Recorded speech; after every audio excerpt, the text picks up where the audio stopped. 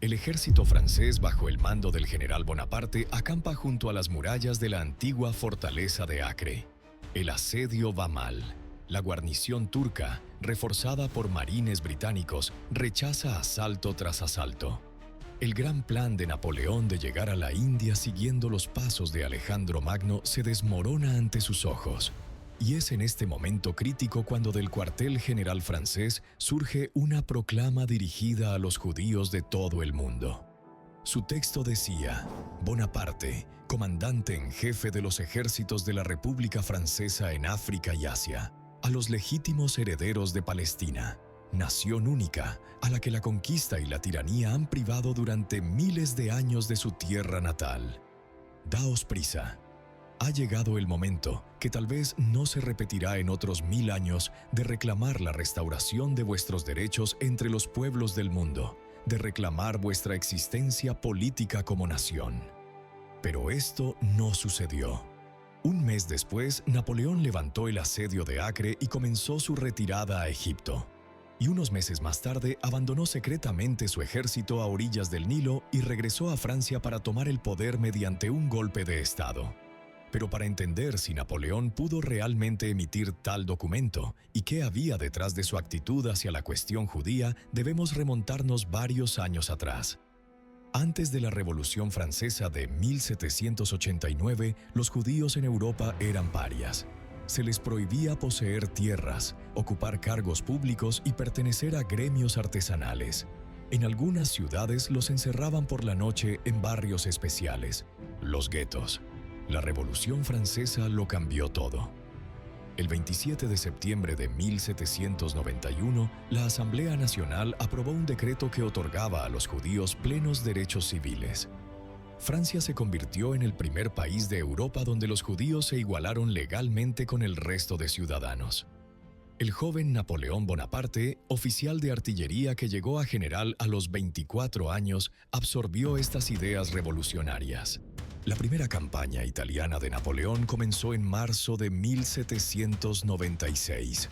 Tenía 26 años y asumió el mando de un ejército que pasaba hambre.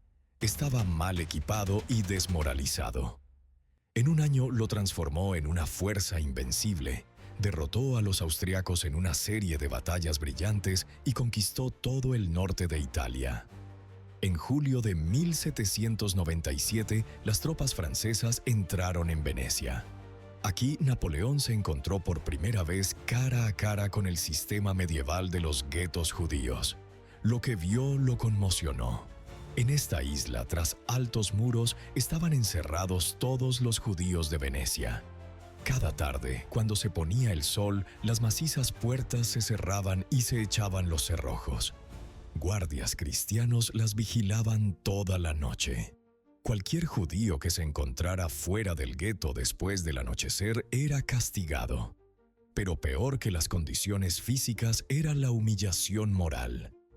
Al salir del gueto durante el día, los judíos debían llevar señales distintivas especiales, sombreros amarillos o parches. Napoleón, un hombre que creía en la racionalidad y el progreso, vio en esto la encarnación de todo contra lo que luchaba la revolución. Su reacción fue característica de su temperamento, inmediata y decidida. Dio la orden: derribar las puertas del gueto. El 9 de julio de 1797, los judíos de Venecia pudieron por primera vez en 300 años caminar libremente por las calles de la ciudad a cualquier hora del día. Napoleón los proclamó ciudadanos con igualdad de derechos de la República. Pero esto no fue solo un acto de humanidad. La destrucción del gueto demostró a toda Italia que había llegado un nuevo orden. Los judíos se convirtieron en prueba viva de las transformaciones revolucionarias. En cada ciudad italiana que conquistaban los franceses se repetía la misma escena. En Roma, cuando las tropas francesas entraron en la ciudad en febrero de 1798, los judíos del gueto romano, uno de los más antiguos de Europa, los recibieron como libertadores. Tras convertirse primero en cónsul y luego en emperador en 1804, Napoleón comenzó a rediseñar el mapa de Europa. Napoleón no solo extendía el poder francés, sino el modelo francés de sociedad. laico, racional, basado en el principio de igualdad jurídica. Los judíos formaban parte de este modelo. Napoleón les otorgaba la igualdad, pero exigía a cambio que dejaran de ser un pueblo separado. El 24 de junio de 1812, el gran ejército de Napoleón, 600.000 hombres, el ejército más grande jamás reunido en Europa, invadió el Imperio ruso. Aquí vivía la mayor población judía de Europa. Cientos de miles de judíos habitaban las ciudades de estas tierras. En el Imperio ruso su situación era especialmente difícil. A los judíos solo se les permitía vivir en determinadas provincias, principalmente en el territorio de la antigua Polonia y Ucrania. Cuando el ejército francés cruzó la frontera, muchos judíos vieron en Napoleón a un libertador. Recordaban que en Francia y en todos los países conquistados por Napoleón, los judíos habían obtenido derechos iguales. A medida que los franceses avanzaban hacia el interior de Rusia, las comunidades judías en los territorios ocupados efectivamente recibían derechos. Napoleón abolía las restricciones y declaraba a los judíos ciudadanos con igualdad de derechos. Esto no pasó desapercibido. La Iglesia Ortodoxa rusa lanzó una poderosa campaña propagandística contra Napoleón. Los sacerdotes en las iglesias decían a los fieles que había llegado el anticristo predicho en el Apocalipsis. Cuando tras el incendio de Moscú y la catastrófica retirada los restos del gran ejército abandonaron las tierras rusas, la población judía pagó un precio terrible por su lealtad a los franceses.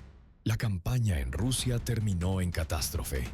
De los 600.000 hombres del gran ejército, regresaron a casa menos de 100.000. Los demás murieron de frío, hambre, enfermedades y en combates. En 1813, toda Europa se levantó contra Napoleón. En Leipzig, la coalición de Rusia, Prusia, Austria y Suecia derrotó a los franceses en la batalla que sería llamada la Batalla de las Naciones. En abril de 1814, los aliados entraron en París. Napoleón abdicó y fue exiliado a la isla de Elba en el Mediterráneo. Regresó 100 días después, en 1815, tomó nuevamente el poder en Francia, pero fue definitivamente derrotado en Waterloo el 18 de junio. Esta vez lo enviaron más lejos, a la isla de Santa Elena en el Atlántico Sur, donde moriría en mayo de 1821. El Congreso de Viena de 1814 a 1815 restauró el viejo orden en Europa. Los monarcas derrocados por Napoleón regresaron a sus tronos. Para los judíos esto significó una nueva catástrofe. Pero volver completamente atrás en el tiempo ya era imposible. Había cambiado demasiado. Los judíos, especialmente la generación joven que había crecido en la época de la libertad, no querían regresar a la Edad Media. A lo largo de todo el siglo XIX, las comunidades judías en Europa lucharon por la igualdad de derechos, y su principal argumento fue el ejemplo francés. En 1848, en el año de las revoluciones europeas, los judíos en muchos países volvieron a obtener derechos. Napoleón no creó un Estado judío en Palestina. Esa promesa, si es que realmente se hizo, quedó incumplida. Pero cambió la situación de los judíos en Europa de manera irreversible. Demostró que era posible un mundo donde judíos y no judíos vivieran como ciudadanos iguales. Esta idea sobrevivió a su imperio.